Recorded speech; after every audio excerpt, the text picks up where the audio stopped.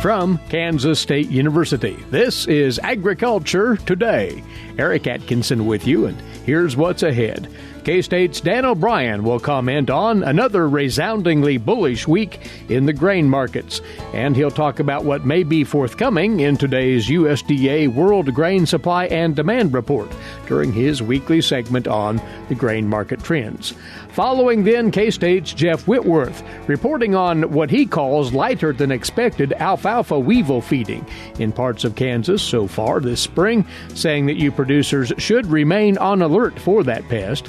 And he'll talk about sampling row crop fields for wireworms ahead of planting by way of a simple infield procedure. Also today, K-State's Mary Knapp on Kansas agricultural weather, along with much more on Agriculture Today. For 25 years, K-State Research and Extension's Kansas Agricultural Mediation Services has been providing a no-cost, confidential place to call in and visit with an agricultural lawyer. Our experts are available to help you producers handle legal and financial issues. Explore your options and generate solutions. Call us at 800-321-3276 or visit us online. Kansas Agricultural Mediation Services. You're tuned in to Agriculture Today, and welcome once more to our Friday edition, which opens up as usual on the grain market scene. And Mike's side now is Dan O'Brien, grain market economist with K-State Research and Extension here on campus this week. These are, to put it succinctly, Dan, healthy grain markets. Yesterday's trade, more evidence of that. Well, yes, just when, if anything, we thought that maybe we were topping out, getting ready to head downward or trend sideways to downward in the markets here. We got news out of South America of worries about the second corn crop that's growing down there. And with that, we saw May 21 corn closed just under 580, up 19 some cents, and the whole complex moved to the higher side. Deese corn, new crop that we're paying attention to for planting signals, traded up to $4.94 3/4, just within 5 cents of $5. So that's a strong move. And you look at soybeans and almost in sympathy, back over lead contract May, back over 14 again to $14, 14 1/4. And again, November up over 12, up to 12.73 3/4. So you have a ratio between those two for new crop ratio of 2.5. Not quite as tremendously strong as it was up at 2.6 or so. And really what's happened is that corn has gotten stronger. It's not that soybeans have weakened, but corn's gotten stronger. And the rise in corn prices has affected the relative balance between corn and wheat out in the major feeding areas. And when you look at just on a per bushel basis, and again, there are different weights on those bushels, 56 pounds for corn or grain sorghum and 60 for wheat. Just on a per bushel basis in the Colby and Garden City area. And in Colby, you've got wheat 542, corn 555. So wheat was 98% of corn in terms of corn prices. And then in Garden City, closer right down there to the heart of the feeding area, you had wheat closed at 553 and corn had jumped up, following the corn futures up to 615. That's just impetus for further wheat feeding. Yeah, so on a per bushel basis, 90%. Wheat's 90% of corn. If you scale that back on a per pound basis, again, adjusting for the different weights, then you've got in that Garden City area, you have wheat priced at 84% of corn on a per pound basis. And one thing I should mention, an area that had not really been showing quite as much of this wheat versus corn situation around the state was down the southeast corner. We try to follow Columbus, Kansas prices to see what's going on there with an eye towards the livestock feeding areas down into Arkansas and southern Missouri, et cetera. So here you have, for the first time, at least since I've been watching it last several months, the wheat price down there at 581, the corn price at 603. So again, on a per bushel basis, 96%, wheat 96% of corn, on a per pound basis, 90%. So we had that quarterly stocks report at the end of March. It did not indicate much wheat feeding, but yet, if anything, these signals we keep seeing in the corn market raising the price probably pushes us more towards that. We're already hearing of that happening in China and other areas. So I just would not be surprised when that comes about. And here I feel like a saber rattler saying, gosh, it's got to be there. So now really for tangible proof from the USDA on that, now we look out to the quarterly stocks report for June 1. That'll come out at the end of June. Of course, that'll also come out with the acreage report. And if anything, it's also shaken up the corn markets in the last couple of weeks. It's been the acreage numbers that came out on the same last day of March that showed corn and soybean acres up by not quite as much as people had been expecting, especially for corn. So we shall see where all that comes out at. But I would say that we have the April WASDE report coming out within the hour. And that's likely to have some changes. I would not be surprised that the USDA takes a look at that. First thing they'll probably do, you'd guesstimate, would be to look at the amount of livestock feed use of corn. And that coming out of that report is probably the most tangible quarterly stocks number. Not a lot of other surprises. The only other surprise probably was there wasn't much wheat feeding showing up. So we'll see. You would think, given the way the USDA normally behaves with regard to these things, it'd be a surprise if they said, well, we know that the quarterly stocks report said this, but gee whiz, we see this happening. So probably a situation where you'd expect there not to be much adjustment in the wheat feeding realm on those WASDE report supply-demand balance sheets for wheat. But if it did happen, that would be a positive surprise for wheat. So we shall see. As corn strengthens, grain sorghum basis in Kansas is fading, you say? Well, fading somewhat. Really, if anything, it's still very, very good. It all depends, as you and I have talked about, on our point of reference. Compared to where it was, just a few weeks ago, it's weakened some. But compared to historically, it's still very good. And again, when you look at sorghum versus corn prices, if anything, what we've seen in a lot of locations across the state is now we've seen sorghum come back down to corn. And it's not to belittle sorghum at all, but when you look at the basis maps we have on Ag Manager and in our information, we put a number of those out this week. You can see that, well, especially in northwest Kansas and the export-oriented areas in Salina, Hutchinson, Topeka, you see the biggest fall-offs. And really, the places where you don't see the basis falling off quite so much for sorghum in the last 2 or 3 weeks has been in Garden City and Columbus, again, the livestock feeding-oriented places. So if anything, it's not that grain sorghum basis is historically bad. It's just, if anything, it seems to have come down to recalibrate somewhat near where corn's at. Dan, is any of this going on influencing planting decisions and crop choices to any extent? Because all ships have risen, to put it that way.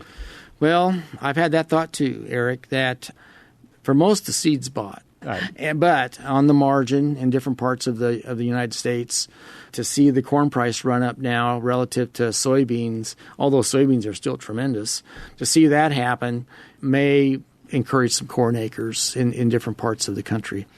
We still have good, as far as in Kansas with corn versus grain sorghum, now we're about level. And the grain sorghum, people supporting grain sorghum would say, well, you look at your cost of production and see where that's at. So grain sorghum still is a very profitable enterprise. So I guess we'll see where all that happens. But I think nationally in these areas on the margin, I think of south of here and those areas and to the east of here in the Corn Belt, I would wonder if that might affect things. We talk about U.S. situations overall, and you just take a glance at the weather maps and the moisture maps and see how dry it is in major parts of North and South Dakota. Still dry in that one section, had been, we'll see what the rains just did, in north central, northwest Iowa, where it was so dry last year. And you've still got some parts of the United States that aren't just doing hunky-dory in terms of prospects. And that issue up in the Dakotas is a big thing. And it affects, well, I guess maybe the best way that I could view that is that the Dakotas are well situated to raise exportable crops, put them on a train, send them straight to Portland, and to hit export markets. So to the degree they see shifting prospects between corn and soybeans, that's what's going on up there. We don't have any grain sorghum up there. But to the degree that they see shifting prospects there, then it affects those two crops going back and forth, and also the potential for spring wheat. And you allude to this domestic dryness. It's certainly playing, at least for the short term, in the wheat trade. That was the driver for the most recent rally. Well, that and feeding issues here and abroad. And we have seen, been reading reports of some more moisture now in the Black Sea region. You know, whereas we had been pretty dry, a lot of worries about what was going on over there. And generally, I think prospects overall, if anything, they have too much rain now in Australia. It's the other side of the coin. But, Eric, I just think in the wheat market that we may have moisture now in the Black Sea region. But in the years when the U.S. and world wheat market has responded so strongly to problems over in that part of the world, we didn't really realize what was up and did respond to it until we got into late June, July, and into August. So there is a long way to go. They may catch rains now, but they still have to weather all that could happen over there. So still a lot of possibility for volatility in the wheat market. And still, again, it all depends, as we talked about, on a reference point. So right now we've come down a little bit, and we're still at $6 wheat for most of these contracts, or $5.80 or $5.76. So these are still tremendous prices, but just not as good as they were probably a month or so ago. But to that end, pricing opportunities for the grower abound. Really, the thing for us to look at, I think, is it's our reference points. And really, the ultimate reference point is cost of production. To the degree we've got crop insurance coverage and are spread around geographically enough to where we could fulfill contracts, gosh, there's still some tremendous historic forward contracting, forward pricing opportunities for wheat and these other crops. But again, we just have to figure out how we want to handle and or sleep at night with the production risk that's out there. Well, this market enthusiasm is laced all throughout Dan's weekly notes on the grain markets. Those are posted now at agmanager.info for you producers to reference. Dan, have a good weekend. Thank you. Thanks, Eric. Take care. On the grain market trends, Dan O'Brien, grain market economist, K-State Research and Extension, will continue in a moment on Agriculture Today.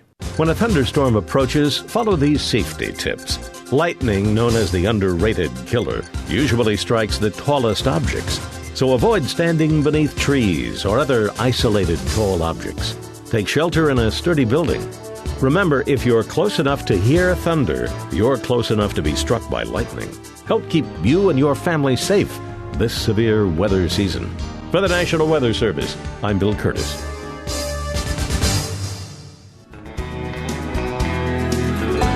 We're back now on This Agriculture Today, and with the latest word on insects getting after it in our cropping areas. Jeff Whitworth is along with us once more, crop entomologist, K-State Research and Extension. In a moment, we will focus, Jeff, on wireworms and their threat to spring-planted row crops, but catch us up on alfalfa insects, weevils and otherwise, you say. Yes, in the last 10 days, I've been scurrying around the countryside looking at alfalfa fields because we started finding the first alfalfa weevil larvae hatching back in 2021 March. So that's relatively early. I found them late February all the way through March, but typically it's early to mid-April when the majority of the eggs hatch and the larvae are actually out there affecting the crop itself. So it's kind of worried me. We've had quite a bit of warm temperature in between. I thought, I better get out and look to see what kind of problems we have with the larvae. I actually was anticipating finding quite a bit of defoliation, quite a bit of the silvering, that you see in alfalfa that's typical of the feeding when the larvae will feed on the leaf tissue and just kind of skeletonize the leaves and leave that kind of a silvery sheen that you see when you drive by. Mm-hmm. So I was kind of anticipating that, and I started in south central Kansas, and I worked my way throughout north central Kansas over the last 10 days. I was really surprised. You can find alfalfa weevil larvae in every field. That's not a problem. They haven't really I'm not sure if it's the eggs haven't hatched or the eggs aren't there to hatch as I was expecting, because when you start finding larvae the mid to last part of March, you'd expect with warm temperatures you get a pretty good flush of egg hatching and pretty good infestation of larvae. But in all the fields, and I bet I looked at 27 or 28 fields between south central and north central Kansas, I didn't find one field that reached the 50% infestation level. That really kind of surprised me. Now, in our recommendations, we generally use 30 to 50% of the stems infested as kind of the treatment threshold. And again, the 30%, it depends on the value of the crop and all that kind of stuff. But if you're getting 1 per 3 stems infested with one larva or more, that's probably a good time to start thinking about at least treating those fields with an insecticide. So the fields I was in, I hadn't found one that reached 50%. Now I have heard from some consultants and county extension agents in southeast Kansas that they have found fields that were exceeding 70% or 75% infested. So they are going to treat those fields. But I was just surprised. Now realize it's still early. Right. It's still early April. We still have a roller coaster of weather to come, warm, cool, et cetera. It's not all clear yet. We're not done. I still expect more eggs to hatch. Plus, there's adults, and they're still laying a few eggs. But it just surprised me that we didn't have a higher percentage of infestation than we actually had, and that was just up until Monday or Tuesday of this past week was the last time, before it started raining. Was the last time I checked. So you can't quit sampling or monitoring. You got to get out, and I still, I saw a guy out with a sweep net sampling for alfalfa weevil larvae.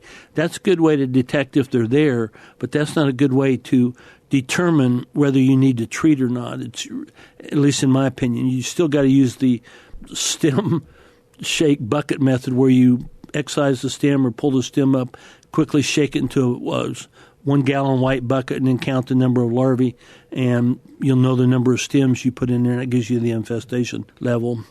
And there's still more eggs to hatch. There's still more larvae to come, but actually the alfalfa looked to me like it's probably a lot of those fields maybe 10 to 14 days away from cutting also, that first cutting. So, and typically the alfalfa weevil is a pest during that first cutting. They're only about the only time that they cause a problem is up to the first swathing.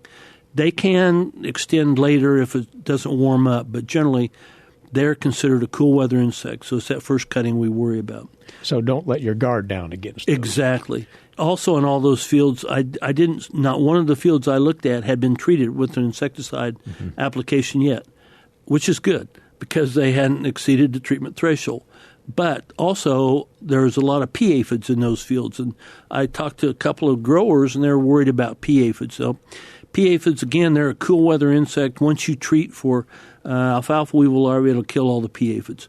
But one of the associated problems with that is you'll kill all the beneficials. I did not see that many lady beetles, which are a typical early season predator on aphids. I didn't see that many green lacewings, but I did find quite a few mummies or parasitized pea aphids, which means the little parasitoid or wasps are active. And I did not find a field where pea aphids were even close to a treatment threshold. But if you do a sweep net, you'll pick up quite a few pea aphids. But that doesn't mean they're at a treatment threshold. That just means they're there. I've not ever recommended treating for pea aphids. I know sometimes it's needed, especially new crop, under, stressful growing conditions. New stand, you mean? A new stand, yeah. This year we've had pretty good growing conditions. Most of the alfalfa I saw look pretty good and it's growing pretty good. So it's going to actually be able to outgrow any pea aphid feeding, I think. So just be aware. Again, probably need to keep monitoring for another, at least 10 to 14 days for alfalfa weevil larvae and pea aphids, or at least up until the first cutting of that alfalfa. Right. We do, Jeff, have some corn being planted in Kansas, at least up to the recent rains, and we're not that far away from the first soybean plantings, a little later on grain sorghum. You want to put out a word about wireworms potentially migrating into those areas? We still espouse the IPM philosophy, integrated pest management. And by that I mean treat if you need to, but only if you need to. Well, when we use, and when I talk about seed treatments, I'm talking about insecticide seed treatments, not fungicides. So when we use an insecticide seed treatment, they work really well, especially against the pests that they're labeled to work against. One of them is wireworms. Wireworms are probably our most common early season pest throughout the state, along with grubworms, and there's some others, but wireworms are probably generally the most common in all of our crops. Now, corn, it has an insecticide seed treatment. You can't buy corn without a seed treatment, including insecticide. You're going to plant that corn, it's going to be protected against, fungi and insects and early season pests in the soil. But again, you got to remember for 21 to 28 days. So if you plant early and the seed doesn't germinate for a while because of cool weather, there can be some pests come in after 21 to 28 days and affect that seedling or the seed, and it's not going to be the fault of the insecticide because they break down after 21 to 28 days. But there's a really kind of a neat sampling technique you can use to go out and sample for wireworms if you're interested in planting soybeans without a seed treatment, or sorghum, or whatever it is, cotton, corn, soybeans, whatever it is you're interested in planting. It's really kind of a neat little sampling technique for wireworms. And it's actually pretty easy. It doesn't sound like it. It sounds like it might be labor intensive, but I can do it, so it's pretty easy. So you just go out in the field, whatever field you're anticipating planting, and you dig a hole. And we use 1 square foot by 6 to 12 inches deep, remove the soil, and put some corn or sorghum or soybeans or whatever it is in the soil that's not treated. You don't want to use treated. What we usually do is wet it a little bit, and then we put it in the hole, and then we cover up the hole, and we cover it up with black plastic. And we leave it for a week, 2 weeks, 3 weeks, just leave it for a period of time. Now, one of the things you want to do is make sure you put something to hold down the black plastic because, remember, this is Kansas, and the wind will blow it away real fast. Also, what I highly recommend is you put some wire flag out there or some kind of a marker, because first thing you're going to do, you're going to put that in the ground. 2 weeks, you're going to go back, and the weeds or the wheat or whatever it is going to grow up, and you're not going to be able to find it. So you go back and do 3 or 4 holes in the soil, put the corn mash or the soybean mash or whatever it is in the bottom of the hole, cover it up with black plastic, weight the plastic down, make sure you mark it, and then go back in 3 weeks or 2 weeks or a week before you're going to plant. Pull the cover off and take your shovel, dig that out, and we have just a white piece of plastic, like old trash bag or something, put that on, and look in there for wireworms. If you find one wireworm in those samples, that means you're going to have a wireworm problem in that field. And usually if it needs to be a field that has a lot of residue, or it's a first-year field you just broken out, those are the fields that are more at risk for wireworms, and that will let you know whether an insecticide seed treatment would be justified for wireworm control or not.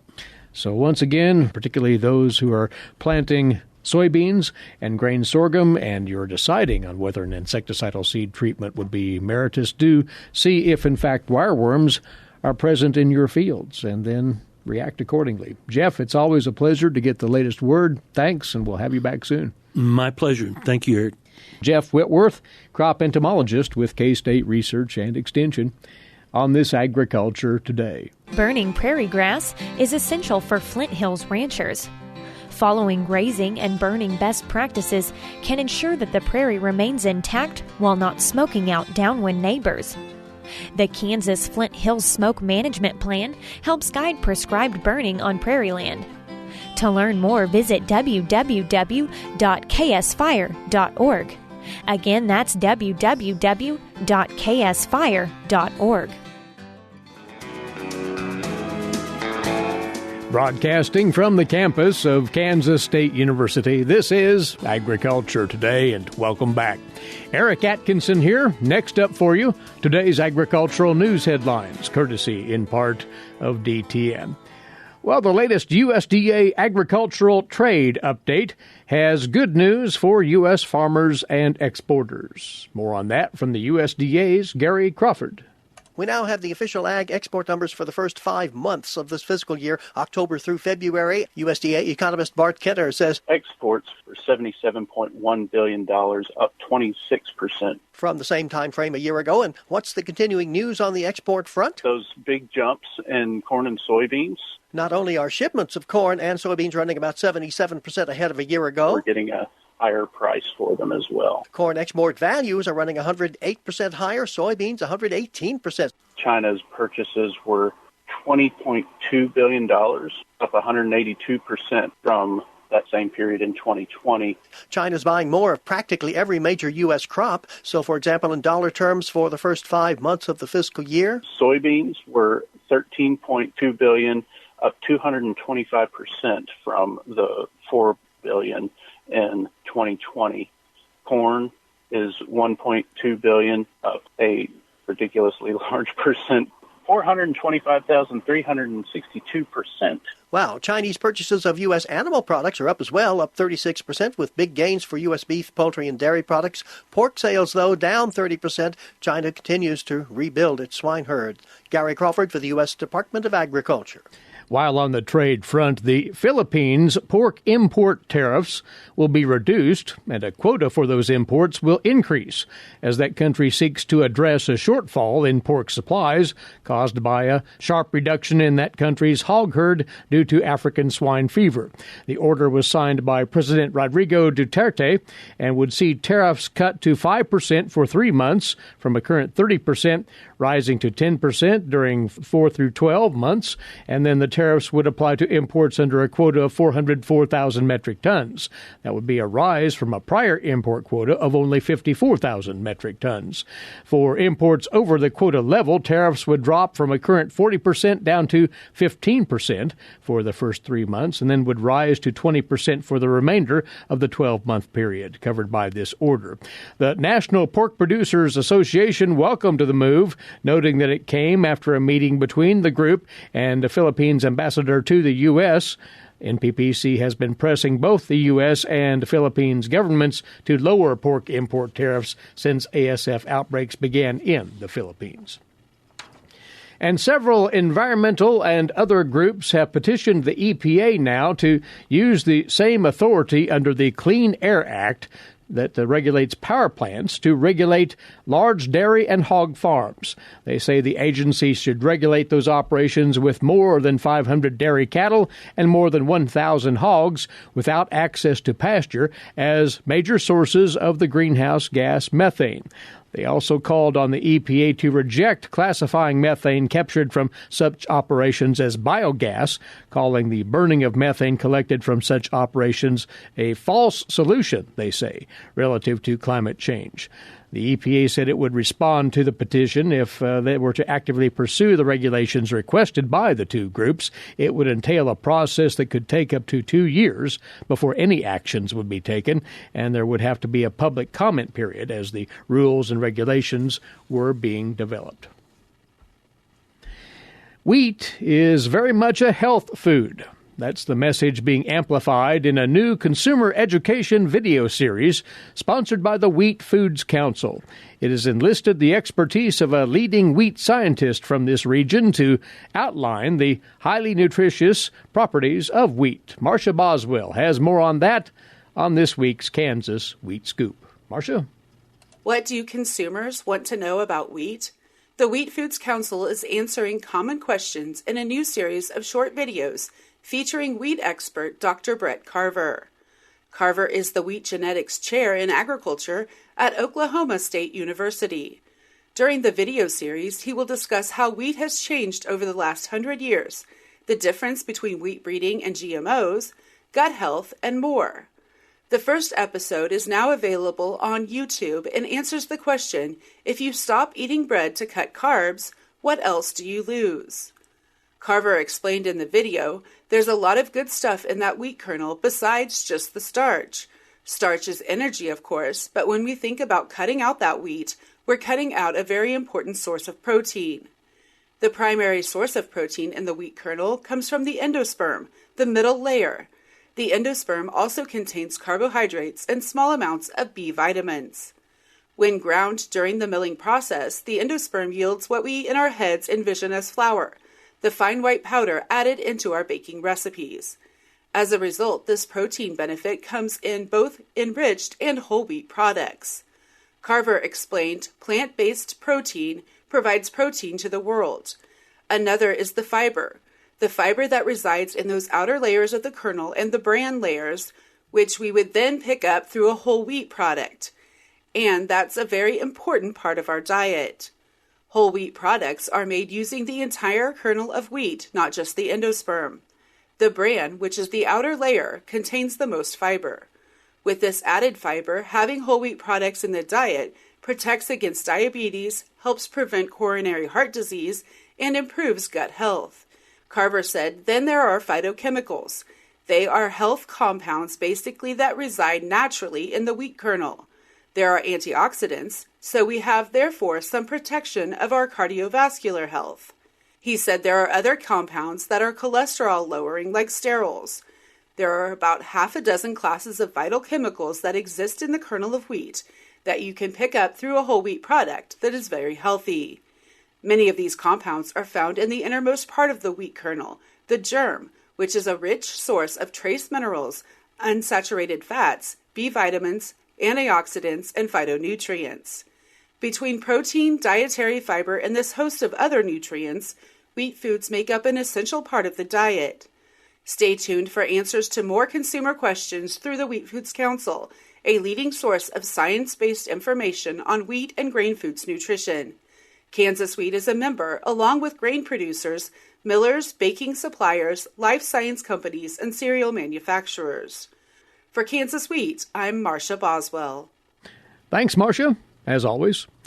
There's a brand new source of information for you producers to take advantage of out of the K-State Mesonet website. K-State's Mary Knapp will tell us about it as she stands by to cover Kansas agricultural weather with us. She'll be in next after this final break. You're listening to the K-State Radio Network and Agriculture Today. Social distancing slows the spread of coronavirus, so if you have a fever, dry cough, and shortness of breath, call your healthcare provider before going in. More info at coronavirus.gov. Let's all do our part, because we're all #AloneTogether. Brought to you by the Ad Council. Coming your way now on Agriculture Today, our weekly look at Kansas agricultural weather and input from climatologist Mary Knapp of K-State Research and Extension. Well, this past week, we saw moisture in half of Kansas, not so much in the other half, Mary. Right. Basically, the eastern parts of the state saw some fairly beneficial moisture. Southeast is kind of on the edge where they've had enough in March that they're waiting for it to kind of back off a little bit so people can get in the field. But as you get into the Flint Hills of Kansas and up into the northeastern areas of the state, the moisture has helped refill the soil profile and get a little bit more moisture into the stock ponds, get some of the springs flowing. And again, with the wildfires that have been an issue, it's been very welcome. Again, March and the plentiful moisture has allowed the drought to ease considerably. Any change in that this week, Mary? No, there wasn't any change this week. The moisture in the east fell in areas that were already drought-free, so there was no improvement in that region. In the west, it hasn't been long enough without moisture to cause deterioration. We still have that persistent drought in the western parts of the state. That's not likely to improve anytime soon because the 6 to 10 and 8 to 14-day outlooks are for drier than normal conditions, which will not help matters at all. We'll talk more about that. Want to plug in here word on something that's just come out of the Mesonet program here at K-State. That site now has a new tool that reports the number of days between rain events. Right. You can set your threshold. It won't capture every rain event because if you get light enough rains, that won't be tracked. But what it'll do is look at some of the critical threshold amounts. So a tenth of an inch, a quarter of an inch, half an inch, or an inch. You can look at that and see, okay, how long has it been since we've seen that amount in our area? And that can be useful if you're looking at activation of maybe a herbicide. How long has it been since we've had enough moisture that we get that herbicide activated? It also can be useful if you're looking at the potential for blowing dust. On the other side of the coin, if it's only been a couple of days since you had a 2-inch rain event and you've got another one on the horizon, you may have some flooding issues to be looking at. Yeah. This is an interesting new addition to the Mesonet website, mesonet.ksu.edu, that days between precipitation events tool. Check that out. Our temperatures this past week, well, where it rained, it was relatively cool. Otherwise, seasonal? Pretty much. We were still running a little bit cooler than normal. Actually, for the week, we were warmer than normal. It's only been the last couple of days that things have cooled off. So statewide, the average temperature was about 3 degrees warmer than normal. Not surprisingly, the warmest spot was in the Northwest. And the reason I say not surprisingly is because we're measuring it by departure from average, and there's a lot more upside potential in the Northwest where it tends to be cooler later into the spring. They were about 6 degrees warmer than normal. You get into the Southwest, and it was much closer to what we would typically expect at this time of the year. Our temperatures, highest temperature was a 93 degrees out in Gove County at our Mesonet station, and our coldest temperature was in the 20s, and that was in the eastern part of the state. And cooler temperatures may be forthcoming. We'll get into that as well. Soil temperatures, though, have they advanced beyond that 50-degree mark? Most of the stations are reporting average soil temperatures in the mid to upper 50s. And so, not surprisingly, we've got a lot of producers that have been out getting corn in the ground. There have even been a few rumors of some people getting soybeans in, which is rather early, especially given the fact that we're looking at a cooler than normal stretch for the next 6 to 10, 8 to 14 days. Let's talk about that in more detail, as well as this weekend, where there will be rain in part of Kansas, but not across the state. Right. When we look at this weekend's outlook, the moisture is, again, most likely to be in the eastern part of the state. As we get into midweek next week, we've got an increasing chance for precipitation out in the western areas of the state. Question will be whether it comes as rain or as snow. Temperatures are going to be on the cooler side with that moisture event, and that means there may be a flake or two mixed in with the rain. And temperatures, we keep hearing, Mary, about the potential for a freeze coming up in the coming week or two. What's the word on that? They are looking, the models are indicating that there will be a cooler pattern that will be entrenched in the plains region. There is going to be some chance for freeze with that. We're looking at, particularly in the western parts of the state, temperatures dropping down into the mid-30s this coming week. Maybe as cold as the 33, 34 degree range, which would, again, some spots may hit the freezing mark. Keep in mind, though, the average freeze date for Manhattan is April 14th, which is next week. So that would be right on average for Manhattan. It's much later as you go further west. In fact, you get into the Northwest, the average freeze date is that first week in May. So there is a lot of range for that to occur. What is on the more fortunate side is that the winter wheat is not as far as advanced as we've seen in some years. And so if we had a freeze in this next week or so, it's not likely to cause as much problems as if the wheat had been more advanced, say, as it was in 2012. And as you noted, for the balance of April, we're looking at a drier weather pattern in general. In general, the outlook for the 6 to 10 and 8 to 14, which carries us through the end of the month, is for drier than normal conditions. Next week, we'll get the updated outlook for May, but currently the April, May, June outlook keeps that pattern in place, warmer than normal temperatures and below average chance for precipitation. Mary, thank you for coming over, and we'll have you back next week. Thanks, Eric. Mary Knapp, climatologist, K-State Research and Extension, along with us weekly to talk Kansas agricultural weather. Our time's away for today and the week. Thanks for tuning in, and enjoy your weekend. Eric Atkinson here. This has been Agriculture Today over the K-State Radio Network.